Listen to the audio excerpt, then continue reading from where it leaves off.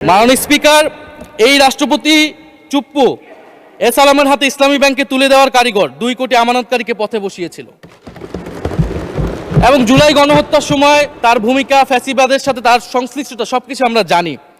আমাদের দুর্ভাগ্য, এই দুর্নীতিবাজ, অপদার্থ, মিথ্যুক, গণহত্যার দোসর এখনো বাংলাদেশের রাষ্ট্রপতি।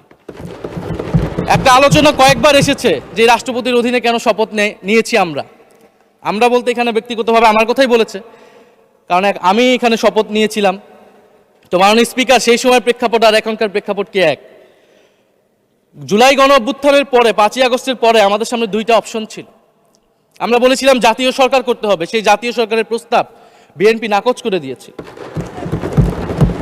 আমাদের সামনে আরেকটা অপশন ছিল ক্ষমতা আর্মির হাতে তুলে দেওয়া।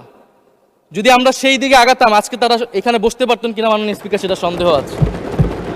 দেশের স্বার্থে, দেশের স্থিতিশীলতার স্বার্থে আমরা সেই সময় সরকারে গিয়েছিলাম, আমরা শপথ নিয়েছিলাম। কিন্তু বৈষম্যবিরোধী ছাত্র আন্দোলন খুব স্পষ্টভাবে 2024 সালে কিন্তু এই রাষ্ট্রপতির অপসারণ চেয়েছিল।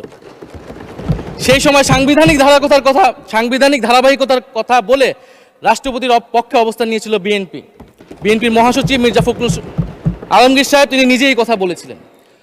ফলে এখন তো একটা নির্বাচিত সরকার মাননীয় স্পিকার, এখন তো চাইলেই বিএনপি রাষ্ট্রপতি পরিবর্তন করতে পারে সরকার, এবং আমরা বিশ্বাস করি বিএনপিতে সেই ধরনের যোগ্য আস্থাভাজন ব্যক্তি নিশ্চয়ই রয়েছেন।